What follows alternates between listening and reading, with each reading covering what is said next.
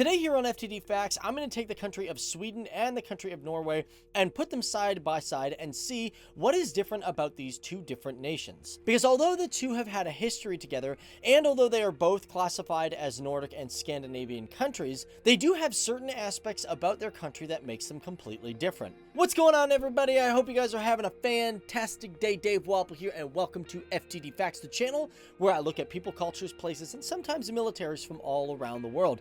Yeah, I'm talking really fast, but we're just gonna do it today.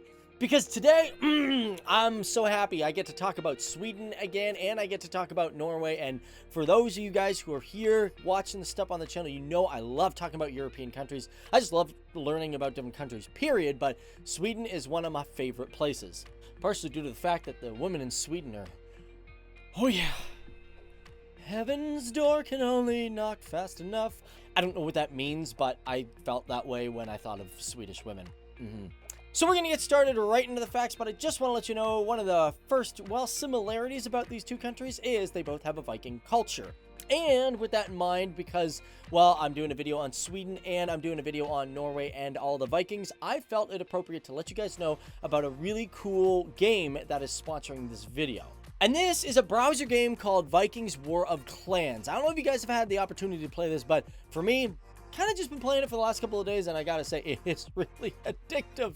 It's so addictive. So one thing that I like about this over your other PC browser games is it's got a lot of social features. It's got pretty good graphics as well.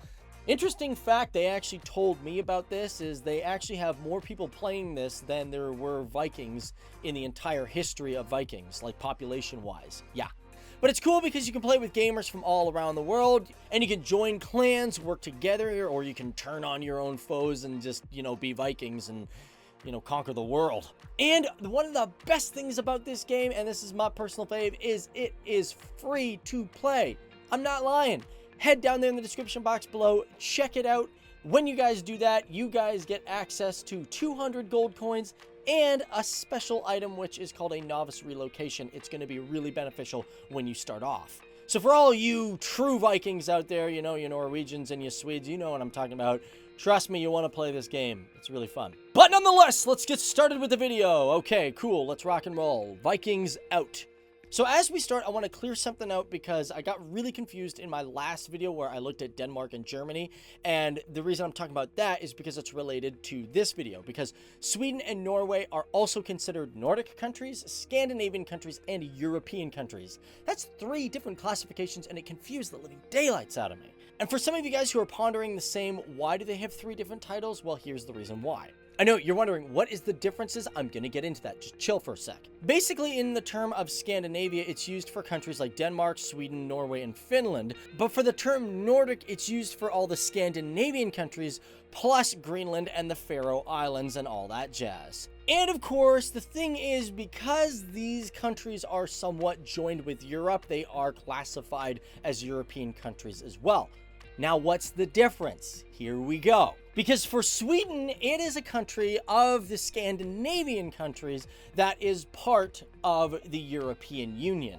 And as a matter of fact, Norway, I was shocked to know this, is actually not. So you may be wondering, why is Norway not a part of the European Union? Well, it's not like they haven't had the opportunity. They've thought about it twice in history. As a matter of fact, these 2 particular times were in 1972 and 1994. And of course, the European Union is meant to strengthen Europe as a whole. However, there's another program that's meant to do that, and that is called NATO. And another major difference is that Norway is a part of NATO and Sweden is not. However, that doesn't mean that Sweden's like, yo, screw you, NATO. I ain't taking part in any of your things. Not happening.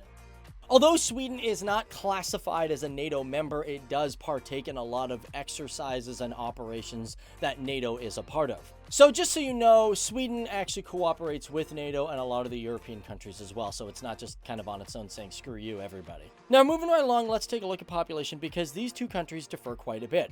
Sweden has a population of 10,215,250 people. Norway, however, has a population of almost half of that, with 5,323,933 people. One also minor difference between these two countries is the amount of times a census has been taken. Sweden recently did theirs in 2018, and Norway hasn't done one since about 2011. And as a matter of fact, the number that I just gave you is based off of a 2018 estimate.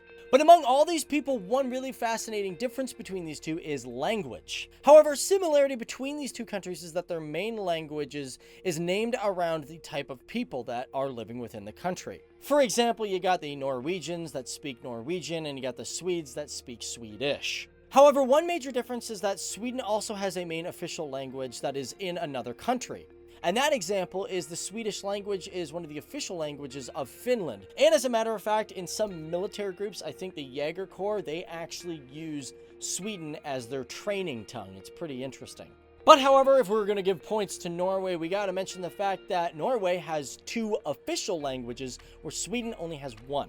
And the second language in Norway besides Norwegian is the Sami language. Of course, the Sami language is also in Sweden. However, it is an officially recognized language, not an official language. There is a little bit of a difference there. It's all about titling, guys. That's how it works. Speaking about people, let's dive, boom, splash, doodly-doo, into religion. So for both of these countries, we do have to acknowledge the fact that state and religion are officially separated. However, there is a difference between how the church still affects the state today. For example, Sweden actually on January 1st of 2000 decided that the state and the church should be separated, but in today's world, the Church of Sweden is still a major influencer, and actually the royal family still has to confess a Lutheran faith, and therefore because of that, some people say that it is still in the government in some shape or form. However, for Norway, things didn't really happen until May 21st of 2012, when the Church of Norway was granted autonomy. And before that, officials of parliament were required to be members of the Evangelical Lutheran Church. However, as of January 1st of 2017, the church was made independent from the state. And similar to Sweden, they do say that there are still some remaining church elements that are in the government. It's just hard to identify what. Moving right along, let's get away from people and all that. Let's talk about UNESCO zones. They got a lot of them. World Heritage Sites. I love them. Norway has approximately 8 in total, with one of them being a natural UNESCO zone. Sweden, however, has 15 of them, one being natural and one being mixed with natural and cultural aspects. And in Sweden, one major one I want to mention is the Ingelsberg Ironworks, which was built in 1681 and is the oldest, most well-preserved Swedish ironworks that helped develop the modern world of ironworking. And Norway, one of the coolest ones that, Sweden, I'm sorry, you don't have, but Norway has, and that is the fjords. These things are just so beautiful. I don't even need to talk about them, guys. These are so famous that people come all over the world just to go check out these fjords. They go on, cruises down them, get photos and all that stuff. Oh, they're just so beautiful. I've always wanted to take a camera and just shoot those fjords. Moving right along, let's talk about sports. Okay, so winter sports are both really popular in the country, but there is a little bit of a difference. For example, bandy, which is the second biggest winter sport in the world, is huge in Norway. Of course, bandy is part of the hockey family, but in Sweden, for their big winter sport, it is hockey. They love hockey there. And on top of that, the countries both like winter skiing and among other winter sports. And let's not forget some summer sports like football, which they're both just crazy for. It's nuts. So jumping back to culture for a sec, one major thing that's different between the people of Norway and the people of Sweden is smoking. Because in the country of Norway, believe it or not, more people smoke there than they do in Sweden. That being said, for official numbers and statistics, I can't give you an actual date. I did read somewhere that they said that 31% of adults do smoke in Norway.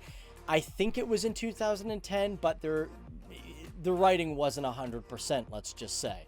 And of course, for these smokers, I'm talking about daily smokers. I'm not talking about the ones who, have one with a drink from time to time. With that being said, in 2016, it was recorded that on an average, there was approximately 8.8% of people who were classified as daily smokers.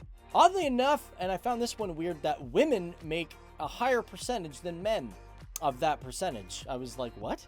Really? Women smoke more? Now, that doesn't actually mean that people in Norway are consuming more tobacco. Not necessarily, because in Sweden, although people are smoking less, it's been recorded that they have a high amount of people who are partaking in what is known as snus. I think it's called snus or snus or something, snus. Basically, this is like a powdered like tobacco that you kind of put in your mouth. It's not like spitting or chewing tobacco where you gotta spit it out. This stuff actually kind of dissolves and I think evaporates. For me, I'm not totally shocked by this number because of two major factors, and that is snus originated in Sweden back in the 18th century, and on top of that, it is the only European country, Sweden that is, that allows people to consume snus. However, that being said, because people are actually smoking cigarettes less, Sweden managed to acquire the World Health Organization goal to have 20% or less of its population smoking by the year 2000. Also, just an FYI, snus in Sweden is also regulated by the Sweden Food Act, so it is quite an official thing that you can consume there. Also, in both countries, you cannot smoke until you're 18, and also in bars, you can't smoke, and some public places, especially where there's children around, you're not allowed to smoke.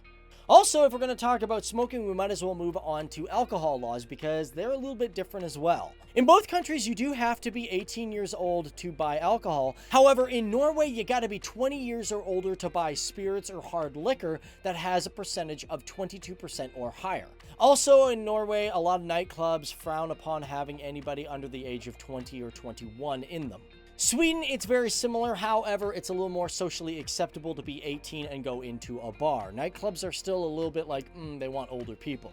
So that is kind of the list that I've got. But before I get out of here, one major difference that I want to talk about between these two countries, well, Norway's going to be a little bit higher on this one. So for Sweden, it might have the most southern town with maybe a little bit warmer climate, in which, for your information, the most southern town in all of Sweden is a small fishing village by the name of Smidshuk.